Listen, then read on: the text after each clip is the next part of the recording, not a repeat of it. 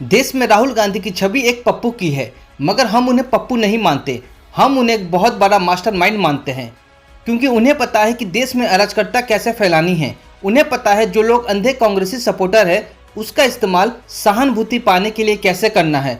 राहुल गांधी को पता है कि किसी भी प्रोटेस्ट में अपने सपोर्टर्स का इस्तेमाल कैसे करना है, और जो कांग्रेसी राहुल गांधी के अंधे सपोर्टर नहीं है उन्हें वो पार्टी से निकाल फेंक देते हैं।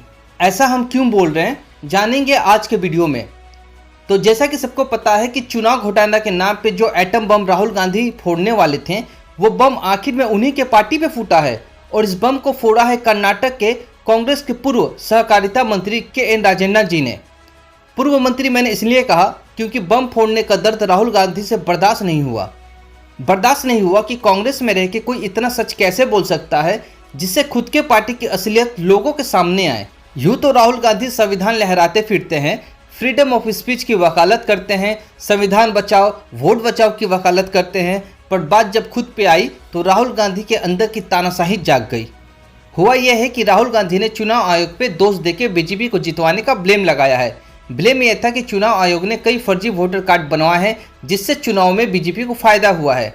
इसी के जवाब में कांग्रेस के पूर्व मंत्री ने वोटर वेरिफिकेशन के मामले में खुद की सरकार को घेर लिया, जिसपे कांग्रेसी हाईकमान ने उनसे अपने ही पार्टी को घेरने वाले बयान के बाद अपने पद से इस्तीफा देने को कहा।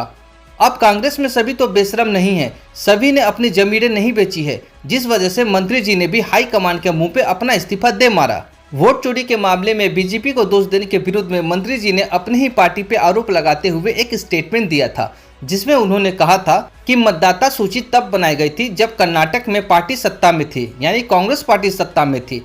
तब उन्होंने इस पे आंखें क्यों मूंद ली? अगर हमारी आंखों के सामने गड़बड़ी हुई और हमने तब आपत्ति नहीं उठाई तो आज शिकायत करने का क्या मतलब। उन्होंने आगे भी बताया कि एक व्यक्ति का नाम 3 जगह दर्ज था और कम आबादी वाले इलाके में संदिग्ध नाम नए जोड़े गए। ये सब हमारी आंखों के सामने हुआ, लेकिन निगरानी नहीं की गई। ये पार्टी की नाकामी है, यानी ये कांग्रेस पार्टी की नाकामी है। बस इतना ही सच बोल देने के बाद राहुल गांधी के प्रेशर में इनको इस्तीफा देना पड़ा।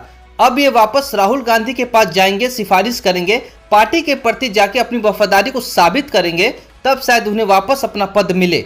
वैसे तो राहुल गांधी बात संविधान की करते हैं, मगर मंत्री जी को अपनी वफादारी पार्टी के प्रति साबित करनी पड़ रही है, न कि संविधान के प्रति। संविधान में लोकतंत्र की वकालत करने वाले राहुल गांधी खुद अपने ही पार्टी के लोगों को गुलाम बना के रखा हुआ है, पर इस पे कोई कांग्रेसी बात नहीं कर रहा। इसी से राहुल गांधी का दोहरा चरित्र उजागर होता है। यहाँ तक कि देश को गुमराह करने के लिए राहुल गांधी ने एक और दांव खेला। राहुल गांधी ने कहा कि चुनाव आयोग को पिछले 10 सालों की देश के सारे इलेक्ट्रॉनिक वोटर लिस्ट और वीडियोग्राफी देनी चाहिए। ये सब नहीं करते हैं तो क्राइम है। भाजपा को चुनाव चोरी करने दे रहे हैं, पूरे देश को चुनाव आयोग से वोटर्स का डेटा मांगना चाहिए। सच बताओ तो हम राहुल गांधी के इस बयान से पूरी तरह से सहमत हैं, और चुनाव आयोग को राहुल गांधी का ये डिमांड जरूर पूरा करना चाहिए, और उन्हें बस पिछले 10 सालों का ही नहीं बल्कि 1947 तक का डाटा उपलब्ध करा के देना चाहिए, ताकि देश को ये पता चल सके कि देश के पहले पीएम ही बिना चुनाव के पीएम बने थे। खैर, अतीत में जानी नहीं चाहिए, मगर वर्तमान संवारने के लिए अतीत को जानना भी जरूरी होता है। हम इस बात को मानते हैं कि देश में बहुत सारे लोगों का एक से अधिक वोटर कार्ड बन जाते हैं।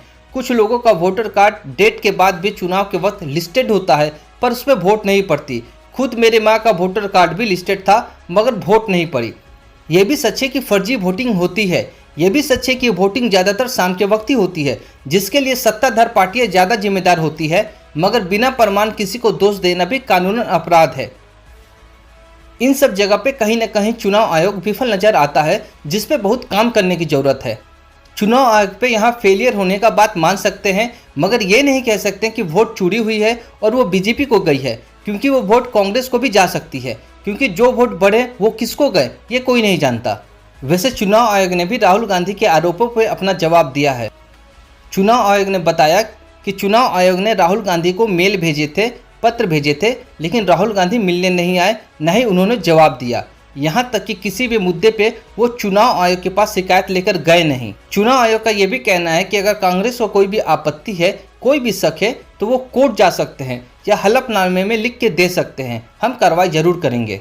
अब ये ध्यान देने वाली बात है, चुनाव आयोग के बुलाने पे भी राहुल गांधी का न जाना, कोर्ट में चुनाव आयोग के खिलाफ न जाना, अपने ही मंत्री को सस्पेंड करना, ये सब राहुल गांधी के मंशा को साफ दर्शाती है कि वो देश में अराजकता फैला के यहाँ का भी हाल बांग्लादेश जैसा करना चाहते हैं। कोर्ट में न जाके, हलफनामा न देके वो प्रेस कॉन्फ्रेंस करके चीज़ों को बता रहे हैं। दिक्कत यह है कि सुनने वाले कांग्रेस या अन्य पार्टी के कार्यकर्ता सीधे तौर पे चुनाव आयोग को बिना प्रमाण गलत मान लेंगे और हिंसा भी कर सकते हैं, क्योंकि ट्रंप ने भी साउथ अफ्रीका के राष्ट्रपति पे यही आरोप लगाए, बांग्लादेश में भी अमेरिका ने यही करवाया और अब भारत में एक साथ राहुल गांधी और ट्रंप का हमला एक संदेह को पैदा करता है।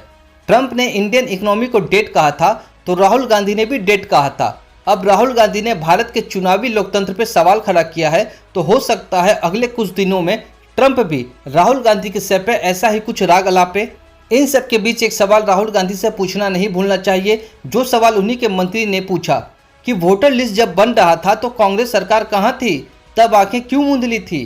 पर्सनली मुझे ऐसा लगता है, हो सकता है कांग्रेस ने नए वोटर कार्ड जुड़वाए हो खुद के फायदे के लिए, मगर रिजल्ट इसका उल्टा हुआ है। वो कहते हैं ना कि दूसरों के लिए खड्डा खोदने वाला खड्डे में खुद ही गिरता है। ऐसा ही कुछ कांग्रेस के साथ हुआ और इसका सबूत है रायबरेली और डायमंड हार्बर। भाजपा के सांसद अनुराग ठाकुर जी ने भी ऐसा ही कुछ खुलासा किया। उन्होंने बताया कि रायबरेली में मोहम्मद कैफ खान का नाम बूथ नंबर 83, 151 और 218 हर जगह है। हाउस नंबर 189 के पोलिंग 131 पर 47 वोटर आईडी रजिस्टर्ड हुए हैं। बंगाल के डायमंड हार्बर में हाउस नंबर 0011 बूथ नंबर 103 पे कई धर्मों के वोटर रजिस्टर हुए हैं। क्या आप कोई बताएगा कि इस वोट से किसको फ़ायदा हुआ होगा? फ़ायदा या नुकसान किसी का भी हुआ हो, मगर गलती यहाँ चुनाव आयोग का ही माना जाएगा, जिसे ठीक करने के लिए चुनाव आयोग बिहार में SIR करवा रही है। अब इसका भी विरोध कांग्रेसी लोग कर रहे हैं, समाजवादी पार्टी लोग कर रहे हैं और अन्य पार्टियां तो कर ही रही हैं। असल में सत्ता में सालों से बेदखल रहने के बाद कुछ लोग पगला गए हैं, सोच रहे हैं कैसे भी सत्ता को हासिल किया जाए, गणतंत्र से ना सही तो झूठ बोल के अराजकता को फैला के ही सही। राहुल गांधी बस आरोप लगाते हैं और कहते हैं कि तुम साबित करो कि तुम शरीफ हो। मेरा काम तो बस आरोप लगाना था, वो मैंने लगा दिया। और इसका उदाहरण इस केस से समझा जा सकता है। लंदन में राहुल गांधी भाषण देते हैं और दावा करते हैं कि वीर सावरकर अपने किताब में लिखते हैं कि उन्होंने 5-6 लोगों के साथ मिलकर एक मुसलमान व्यक्ति की पिटाई किया, जिससे उसे खुशी महसूस हुई। इस भाषण का हवाला देते हुए सत्यकी सावरकर ने गांधी के खिलाफ मानहानि का केस करवाया। इसी मामले में 3 जुलाई को पुणे के MP कोर्ट ने सावरकर के पोते सत्यकी सावरकर के उस याचिका को खारिज कर दिया, जिसमें उन्होंने राहुल गांधी से वो पुस्तक दिखाने की मांग की थी, जिसमें उन्होंने सावरकर के खिलाफ कथित रूप से अपमानजनक टिप्पणी की थी। जस्टिस अमोल सिंधे ने कहा कि कांग्रेस नेता को पुस्तक पेश करने के लिए विवश नहीं किया जा सकता।